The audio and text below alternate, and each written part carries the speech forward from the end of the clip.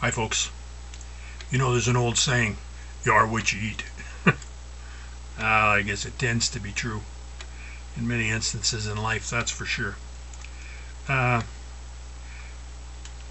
speaking of the flesh though, think about the mind and heart. You are what you eat. We eat of Jesus, the bread of life. But everyone feeds their mind and heart something. So they eat something, and they are what they eat. If you feed your mind with lies, you'll be a liar. Lies will be all you know. If you feed your mind truth, you'll be truthful, because it'll be all you know. Problem in this world is we get a good dose of both. Seems to be a battle going on, between falsehood and truth. As far as both the testimonies are out there, and good old man, he sits there in the middle, and which one is right, Well, there's always something that divides truth from falsehood, Think of division. Israel calls the Jew calls Israel the promised land. It's their land. And what divides the Jew from the Gentile? Well, the Jordan River divides the two. The Jew from Gentile. In the mind of some, the righteous from the wicked sort of deal. The Jordan. Interesting story. I think now I better check, or I may be lying. In 2 Kings chapter 5 talks about Elisha, and he had a home, and there was this fella named Naaman. Now Naaman wasn't from Israel. He was from the other side of the Jordan, Anyways, he had leprosy, and he heard that Elijah could fix his problem. So he went to Elijah to seek help, and Elijah told him to go and wash yourself 7 times in the Jordan, and your flesh will be restored and you will be cleansed. Interesting. It seems kind of crazy, the Jordan kind of muddied to Naaman. It was an insult. He thought that Elijah would ask him to do something really special, some task, and he didn't. He just said, go wash in the Jordan 7 times. You'll be clean. That which divides, the Jordan divides Jew from Gentile. Remember that living water Jesus talked about? Divides. Remember the gospel? It divides Jew from Gentile. Or does it cleanse them both? That is the question. Or does it cleanse them both? And why 7 times? Why dive into the gospel 7 times? Well, I'm sure you must by now understand it has to do with the 7 spirits of God. Grace, truth, fear of the Lord, wisdom and understanding, judgment, counsel and power, and fire. It has to do with the Spirit of God. Let me see if I can find another story that comes to mind. The story of a little boy. Now, the boy died. I found it. It's in 2 Kings again, chapter 4. The child grew, and one day he went out to his father, who was with the reapers. My head, he said to his father. His father told a servant, carry him to his mother. After the servant lifted the boy up and carried him to his mother, The boy sat in her lap until noon, and then he died. It sounds like a lot of people who I hear complaining on the internet about how they've given up on that life. They're waiting for Jesus to come, but in the process they've given up on life. Tarry until I come. They don't even want to tarry anymore. They're depressed. They're having all kinds of dreams that are, wow. The woman went up and laid the boy on the bed of the man of God. Elisha, I should say, had a room there at this house where he would stay when he came by. Then shut the door and went out. The woman called her husband and said, "Please send me one of the servants and a donkey so I can go to the man of God quickly and return." "Why go to him today?" he asked. "Is it not the new moon? Or excuse me, it's not the new moon or the Sabbath." "It's all right," she said. She saddled the donkey and said to her servant, "Lead on, don't slow down for me unless I tell you." So she set out and came to the man of God at Mount Carmel. When he saw her in the distance, the man of God said to his son Gehazi, "Look, there's the Shunammite woman.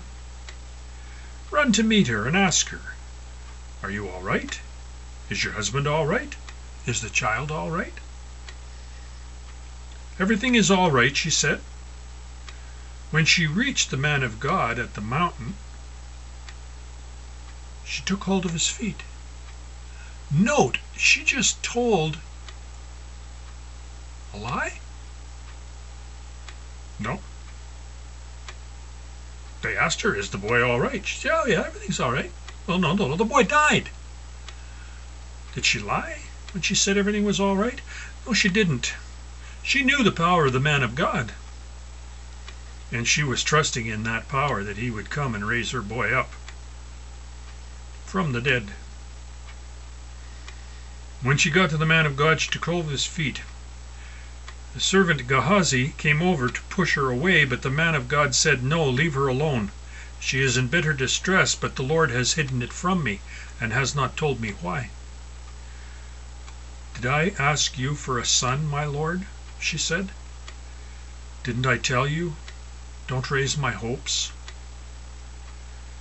Elisha said to Gehazi, "Tuck your cloak into your belt, take my staff in your hand, and run. If you meet anyone, do not greet him. And if anyone greets you, do not answer. Lay my staff on the boy's face." Oh, all of a sudden, Elisha knows what's wrong. He knows what's wrong. And what does he do? He sends his servant with his staff. Now remember, the staff, the rod of God, is the truth. The truth.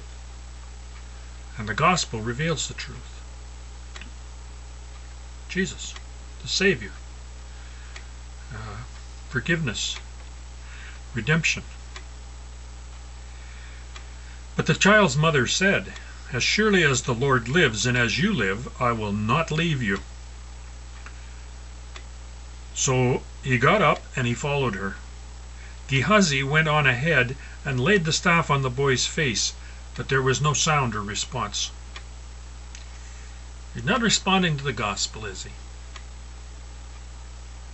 So Gehazi went back to meet Elisha and told him, "The boy has not awakened." When Elisha reached the house, there was the boy lying dead on his couch. He went in, shut the door on the two of them, and prayed to the Lord. Then he got on the bed and lay upon the boy, mouth to mouth, eyes to eyes, hands to hands. As he stretched himself out upon him, the boy's body grew warm. Elisha turned away, walked back and forth in the room, and then got on the bed and stretched out upon the boy once more. The boy sneezed 7 times. and opened his eyes. Elisha summoned Gehazi and said, "Call the Shulamite woman." And he did. And when she came, Elisha said, "Take your son. He lives." Look for the cross references. Look for the things. There's a story. I hope I've got a minute or two left on my card here. There's a story in list. I go to my bookmark list here and see where it is. There was a man.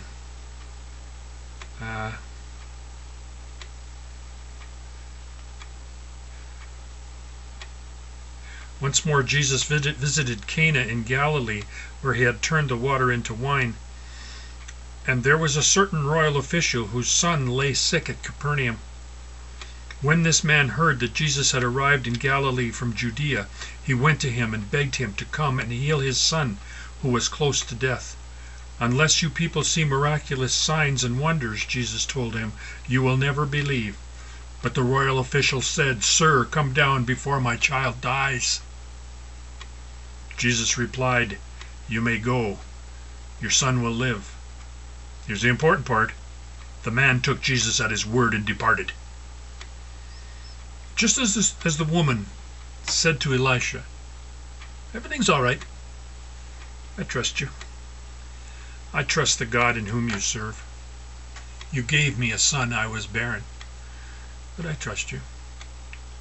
When it seems that even the staff, that the gospel seems to have no effect, the seven spirits certainly will. I've told you, what I've given you in those 91 videos is everything. It's the key to everything. Life is found in God. I saw the most amazing picture the other day on the internet.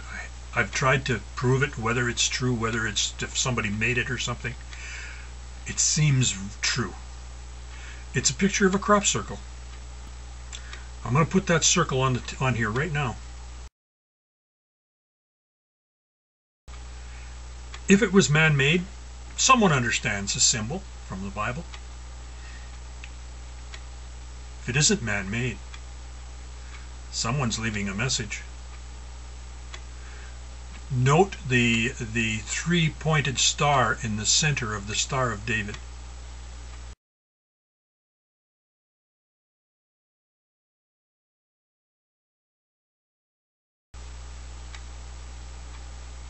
What do you see?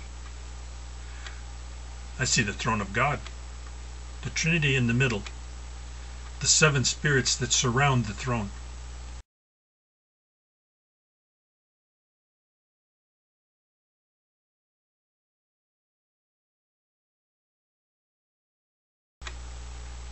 Extending out from them, remember, there's the four living creatures. Then there's the four living creatures: maturity, authority, creativity, and vision. Extending out from the four living creatures are the 24 elders, the 12 tribes of Israel, the patriarchs. Genesis 49, read them, you'll find yourself there. I have a video on it. And the 12 apostles of Christ Jesus. And extending out beyond the 24, the multitude, the waters, millions upon millions. Something to think about. Something to think about. God bless. We'll talk again.